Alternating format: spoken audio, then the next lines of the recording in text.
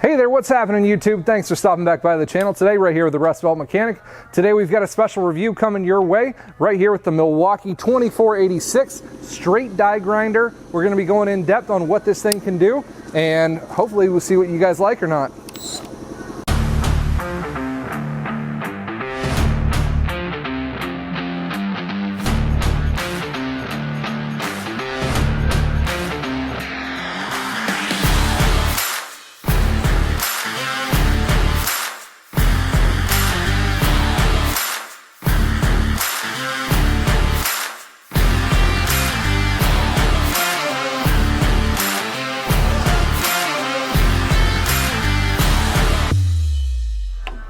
So just a couple of weeks ago, Milwaukee came out with the new 2486 straight die grinder. I know you guys before, if you've tuned into the channel, you know I've done a review already on the Milwaukee right angle die grinder, which I absolutely love. I use this thing literally day in, day out in the shop. Most of the time I've got a cutoff wheel here on the end of it. Sometimes I've got some of the cookie grinding pads, but most of the time I love using this thing for the right angle cutoff wheel. This one is going to run 4 different speed levels up through 24,500. But we're talking about the straight one today, and that is one of the differences that comes in between the two, is this one does have a little bit slower amount of speed of it. As you can see here, it does only have 3 different speeds to it, 1, 2, and 3.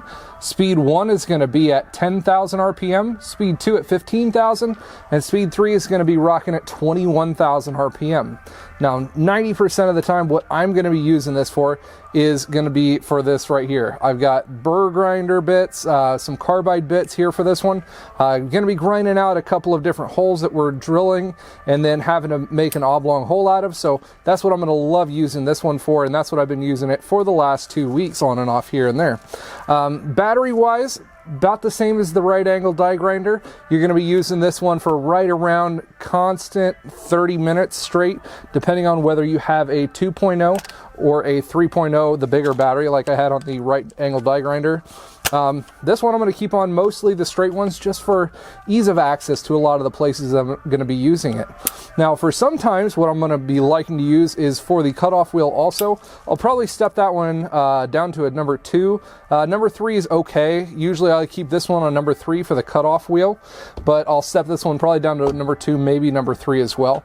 And I'll be using that one on like exhaust manifold bolts. So when I really need to get up into, especially like those Hemis, the flange bolts that go up into hanging the exhaust onto the exhaust manifolds, those things never come off. They always end up spinning, so I got to cut them off, either use a torch or something else, and getting one of these in there, it's like next to impossible. But this thing, straight blade with a right angle with that cutoff wheel on the end, boy, that's going to be just perfect. And I actually had to use it this morning for the first time. I used it and it worked absolutely amazing. As you guys can see, it has the standard 1/4 inch adapter here, just like the other one. All the same, comes with the same wrenches and everything for it as well. This thing is very versatile, and even after using this thing for like 20-30 minutes straight, it does keep the temperature down pretty well. I noticed on the other one you can see a little bit of discoloring to it. I would have thought that maybe that was just from being dirty, but this thing got pretty darn hot. Then I also realized that I had some of these screens in here that got clogged up pretty good. So just an FYI for you guys who are using this one for a long time, and especially in a lot of dusty environments, make sure to keep those screens pretty clean for yourself. The straight one also has it right here. You can see the little screens right here in the middle section of it. I would definitely recommend for you guys to keep those a little bit clean. That's where the inlet air is, I guess, for some of the fan part of the battery, or where some of the other electronics are, to keep those a little bit more on the clean side.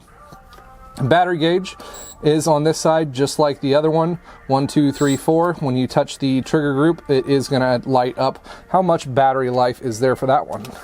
LED light on the end, just going to be this about the same brightness as what the 90-degree one would be, but the 90-degree one is down here by your hand, which I said in that review was so just because a lot of the time it's kind of getting clogged up by your pinky. So this one, however, is on the very end, so wherever you're at, it's always going to be right where you need it.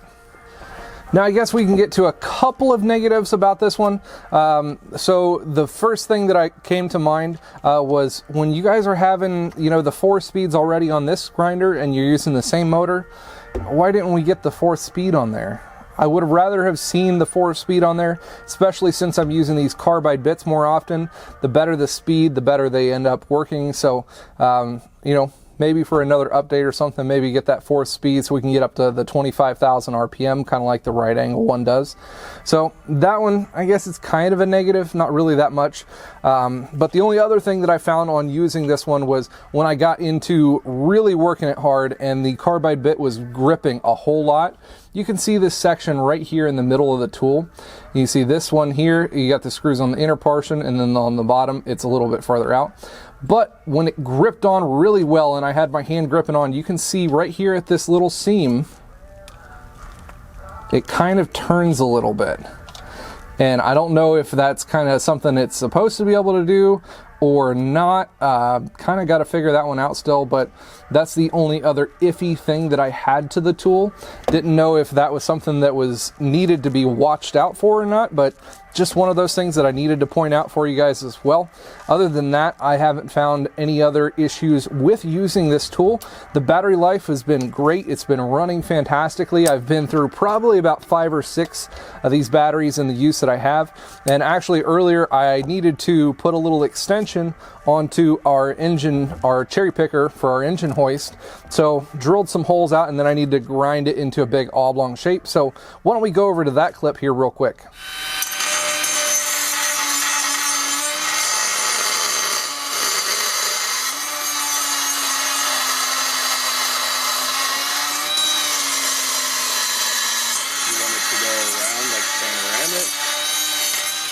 Or do you just want it stationary? Stationary is fine.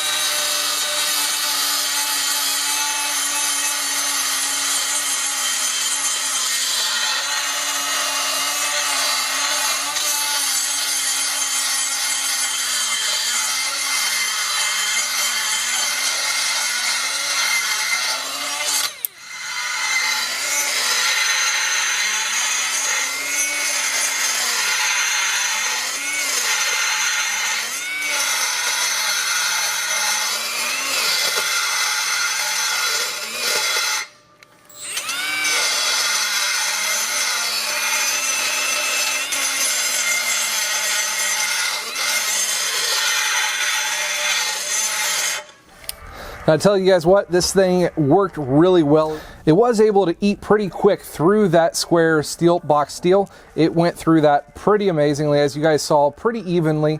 And if you were wondering what kind of bits I was using on there, it was one of these, some of these newer Matco, the extended carbide bits. So I ended up using the one in there.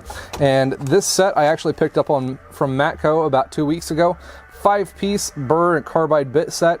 Works really well with this tool, especially for getting into some of those hard to reach places that might be really far into whatever you're grinding on. So definitely those are something cool to pick up with this tool for a nice little extended use in that one.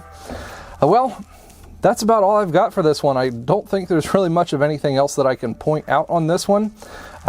It's overall a great tool and at a great price too. You guys can pick this one up just about anywhere for about 169 bucks for the bare tool only. Add a little bit more for the batteries and the charger. It's a great tool. I definitely would recommend for you guys to try this one out. I will make sure to put a link down in the description to an Amazon link where you guys can pick this one up as well. If you guys wanted me to get that link for you, it will be down below. Tell you what, these reviews I really enjoy doing. Milwaukee has been an amazing company to be able to work with to do some of the reviews on these tools. They've turned out really great, and I don't think I've got one yet that I was disappointed in using. Obviously, with some of these newer things coming out, there's going to be little quirks to them and figuring them out here and there, and I kind of figure that one to be pretty normal, but I really love how well these things are working. Now, if you are not already, make sure you guys subscribe also over to my Instagram account. When I get contacted by Milwaukee or we get some leaks out for some new tools like I just did the other day for the new right angle impact, if you guys want to learn about that one, make sure you go over to my Instagram account and check out that one. That was just a kind of a new intro to the right angle impact tool. It comes in 3/8 and 1/2 inch. I like to do little leaks and stuff or information whenever I can get from them. Also, if you didn't know, Milwaukee is having their big NPS conference coming up in June. So it's a couple of months away. I will be attending that one up in Milwaukee. I believe it's like the 10th through the 13th in Milwaukee. So it's going to be a great time. We're going to be able to get some footage and everything on all of their brand new, latest, greatest stuff to the market. It's going to be an amazing time. I can't wait to be able to go there and get you guys some great footage and content from the new stuff coming out from Milwaukee. Well, guys, that's about all I've got for you today. If you haven't already, make sure you subscribe, turn on that bell notification so you get notified when I come out with cool, awesome content, just like this one here today. I appreciate it. As always, you guys stay awesome.